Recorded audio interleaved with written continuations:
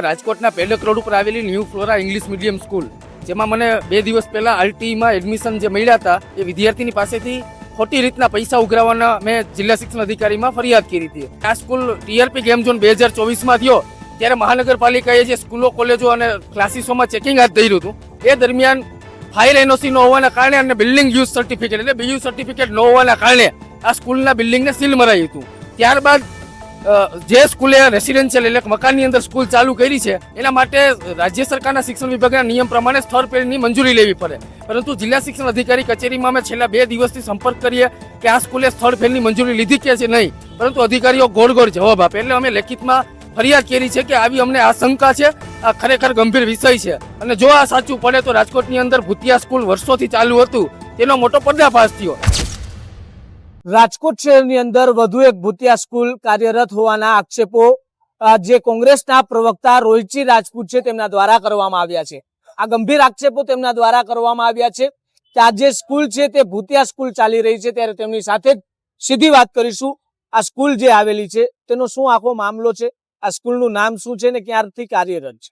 રાજકોટના પેડક રોડ ઉપર આવેલી new flora English medium school, જેમાં મને 2 દિવસ પહેલા આરટીમાં એડમિશન જે મળ્યા હતા એ વિદ્યાર્થીની પાસેથી ખોટી રીતના પૈસા ઉઘરાવવાના મેં જિલ્લા શિક્ષણ અધિકારીમાં ફરિયાદ કરી હતી. અને જે રીતના આ ગરીબ પરિવારની વિદ્યાર્થીની દીકરીઓ સાથે જે રીતના સંચાલકોનું વર્તન હતું અને હજુ પણ એ પોતાના નિર્ણયથી અડગ હતા, ત્યારબાદ અમારી પાસે ઘણી બધી માહિતી આવી કે આ સ્કૂલ ટીઆરપી ગેમ ઝોન 2024માં થયો ત્યારે મહાનગરપાલિકાએ જે સ્કૂલો, કોલેજો અને ક્લાસીસોમાં ચેકિંગ હાથ ધર્યું હતું એ દરમિયાન ફાયર એનઓસી ન હોવાના કારણે અને બિલ્ડિંગ યુઝ સર્ટિફિકેટ એટલે બીયુ સર્ટિફિકેટ ન હોવાના કારણે આ સ્કૂલના બિલ્ડિંગને સીલ મરાયું હતું. ત્યારબાદ જે સ્કૂલે રેસિડેન્શિયલ એટલે મકાનની અંદર સ્કૂલ ચાલુ કરી છે એના માટે રાજ્ય સરકારના શિક્ષણ વિભાગના નિયમ પ્રમાણે સ્થળ પેરની મંજૂરી લેવી પડે, પરંતુ જિલ્લા શિક્ષણ અધિકારી કચેરીમાં અમે છેલ્લા 2 દિવસથી સંપર્ક કરીએ કે આ સ્કૂલે સ્થળ પેરની મંજૂરી લીધી કે છે નહીં, પરંતુ અધિકારીઓ ગોળ ગોળ જવાબ આપે. એટલે અમે લેખિતમાં ફરિયાદ કરી છે કે આવી અમને આશંકા છે, આ ખરેખર ગંભીર વિષય છે અને જો આ સાચું પડે તો રાજકોટની અંદર ભૂતિયા સ્કૂલ વર્ષોથી ચાલુ હતું તેનો મોટો પર્દાફાશ થયો. એટલે અમારી પાસે સંપૂર્ણ કોન્ક્રીટ માહિતી છે કે આ લોકોએ કોઈ જાતની મંજૂરી લીધી નથી અને જે બિલ્ડિંગમાં સીલ મરાયેલ હતું ત્યાં અત્યારે પ્રી સ્કૂલ ચાલુ છે. પ્રી સ્કૂલ ચાલુ થવા માટે ફાયર એનઓસી અને બીજું તો સર્ટિફિકેટ હોવું જરૂરી જ છે. તો બંને તપાસના વિષય છે અને અમે જિલ્લા શિક્ષણ અધિકારીને ગઈકાલે રજૂઆત કરી છે અને જિલ્લા શિક્ષણ અધિકારીએ તપાસે સોંપી છે. પરંતુ તમે કહી રહ્યા છો કે ત્યાં જે પ્રી સ્કૂલ ચાલુ છે ન હોવા છતાં ફાયર એનઓસી પણ નથી અને બીયુ સર્ટિફિકેટ પણ નથી. શું આ અધિકારીઓ હજુ એક ટીઆરપી અગ્નિકાંડની રાહ જોઈ રહ્યા છે તમારા મતે? ક્યાંક ને ક્યાંક રાજ્ય સરકારના જે શિક્ષણ વિભાગના જે નિયમો છે સ્કૂલની મંજૂરી માટે બાળકોની સુરક્ષાને ધ્યાને લઈને જ બધું બનાવ્યા હોય છે.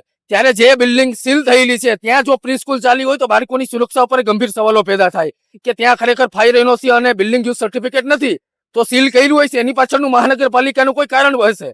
તો આ કઈ રીતના કોની મીઠી નજર હેઠળ આ બિલ્ડિંગ ફરીથી શરૂ કરવામાં આવ્યું અને જો બીજી રેસિડેન્શિયલ વિસ્તારની અંદર બાળકોને ભરવામાં આવતા હતા તો એ કાયદાની વિરુદ્ધ છે. ત્યાં રેસિડેન્શિયલ વિસ્તારમાં બાળકો માટે જે પ્રાઇમરી સુવિધાઓ બાથરૂમથી માંડી અને જે સેફટીની સુવિધાઓ હોવી જોઈએ છે કે નહીં, એટલે આ માત્ર અમારા આક્ષેપ નથી, અમારી પાસે વિડીયો રૂપી પુરાવા અમે જિલ્લા શિક્ષણ અધિકારીને આપ્યા છે કે જે રાજ્ય સરકારમાં પાસેથી આ લોકોએ મંજૂરી લીધી ત્યાં એડ્રેસ આ બોલે છે, અત્યારે જે સ્કૂલ ચાલુ છે ત્યાં બિલ્ડિંગ આ બોલે છે. તો બંનેના અમારી પાસે વિડીયો હોય છે અને ત્યાં જે વાલીઓ ભણે છે એ પોતાના બાળકો ભણે છે, વાલીઓએ અમને માહિતી આપી છે કોન્ક્રીટ. એટલે ખરેખર આ ગુજરાતની અંદર અત્યારે જે ચાલી રહ્યું છે ડમી સ્કૂલો અને ભૂતિયા સ્કૂલો, એમાં રાજકોટની નવી એક સ્કૂલ ઉમેરાણી છે અને આવનારા સમયની અંદર અમે વધુ 8 થી 10 ભૂતિયા સ્કૂલને રાજકોટમાં પર્દાફાશ કરવાના છે. મતલબ કે તમારા મતે રાજકોટની અંદર 8 થી 10 ભૂતિયા સ્કૂલો ચાલી રહી છે? 100% આમાં ક્યાંક ને ક્યાંક શિક્ષણ વિભાગની મીઠી નજર હોય. જે રીતના રાજ્ય સરકારના શિક્ષણ વિભાગે નોર્મ્સ બનાવ્યા છે કે સ્કૂલની મંજૂરીઓ માટે જે પ્રકારની નીતિ નિયમો અને જોગવાઈઓ જોઈએ એ પ્રમાણે સ્કૂલ છે કે નહીં. એમાં એવું હોય કે ભાઈ કોઈ એક નામની સ્કૂલની કે ક નામની સ્કૂલ હોય અને એક જગ્યાએ મંજૂરી હોય ને હું 10 જગ્યાએ અલગ અલગ બ્રાન્ચ ખોલું તો આ ફ્રેન્ચાઇઝી ન હોય. આના માટે તો ફરીથી નવી સ્કૂલની મંજૂરી જોઈએ અને એમાંય ધારાધોરણ મુજબ બાળકોની સુરક્ષાઓ, પ્રાથમિક સુવિધાઓને ધ્યાને લઈ અને બિલ્ડિંગની પરમિશનો આપતા હોય છે. આવું ક્યાંય પ્રકારે થતું નથી. એક સ્કૂલની મંજૂરી લઈ અને અલગ અલગ બિલ્ડિંગોની અંદર બાળકોને ભણાવવામાં આવતા હોય છે. અમારી પાસે અમુક માહિતી આવી છે એ ક્રોસ વેરીફાઈ અને સંપૂર્ણ કોન્ક્રીટ માહિતી આવશે એટલે અમે મીડિયા સમક્ષ અને જિલ્લા શિક્ષણ વિભાગ સમક્ષ રજૂ કરીશું. જો આ માહિતી તમારી સાચી પડી તો આગામી દિવસોમાં તમારા દ્વારા કેવા કાર્યક્રમો હશે ને શું વિરોધ હશે? અમારી તો પ્રાયોરિટી જ છે કે બાળકોની સુરક્ષા એ પ્રાથમિકતા છે અને જો આવી ભૂતિયા સ્કૂલો ચાલુ હોય તો ક્યાંક ને ક્યાંક વિદ્યાર્થીઓ અને વાલીઓ પાસેથી મોંઘીદાટ ફીઓ લે એ પ્રમાણે એમને પ્રાથમિક સુવિધાઓ નથી મળતી. આવા કોઈ નોર્મ્સનો કોઈ પેલું થતું જ નથી, તો આ સ્કૂલોની મંજૂરીઓ અને બાળકોને ભણાવવાનો કોઈ અર્થ જ નથી હોતો. એટલે જે પણ અમારી પાસે માહિતી આવી છે ખૂબ જ ગંભીર છે. ક્યાંક ને ક્યાંક રાજ્યમાં ચાલી રહેલા શિક્ષણ તંત્ર ઉપર કેટલાય સવાલો પેદા થાય કે શું આ બધું લોલાલોલો જ ચાલે છે.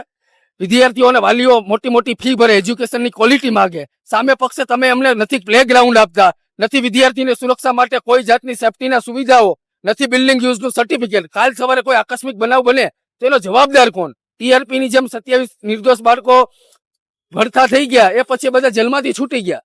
આ ગુજરાતની અંદર આ બધી સિસ્ટમ થતી અટકાવવા માટેનો અમારો પ્રયાસ છે અને વિદ્યાર્થી પ્રતિનિધિ તરીકે અમારી પાસે જે માહિતી આવશે એ મીડિયા સમક્ષ અને જિલ્લા શિક્ષણ વિભાગ તરફ અમે મૂકીશું.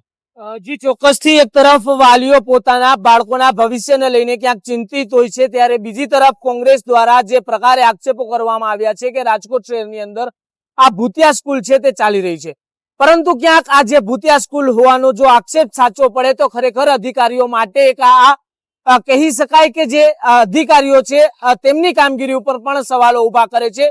કેમ કે જે ટીઆરપી અગ્નિકાંડ થયું ત્યારે અનેક સ્કૂલોના ચેકિંગો પણ થયા, ત્યારબાદ આ સ્કૂલને જે રીતના બીયુ સર્ટિફિકેટ અને ફાયરની જો એનઓસી નહોતી એના માટે થઈને આ સ્કૂલને જે રીતના સીલ કરવામાં આવી હતી, ત્યારે બીજા સ્થળે આ સ્કૂલ ચાલી રહી છે. જો આ પ્રકારે જ શિક્ષણની અંદર ચાલશે તો રાજકોટ નહીં પરંતુ ક્યાંક ગુજરાતનું શિક્ષણ જગત છે તે પણ કહી શકાય કે તેમની કામગીરી ઉપર પણ અનેક સવાલો છે તે ઉભા થઈ શકે છે. ત્યારે આગામી દિવસોમાં જે કોંગ્રેસ દ્વારા આક્ષેપો કરવામાં આવ્યા છે, જિલ્લા શિક્ષણ અધિકારી આને વિરુદ્ધ શું પગલા લે છે તે જોવું અતિ મહત્વનું રહેશે.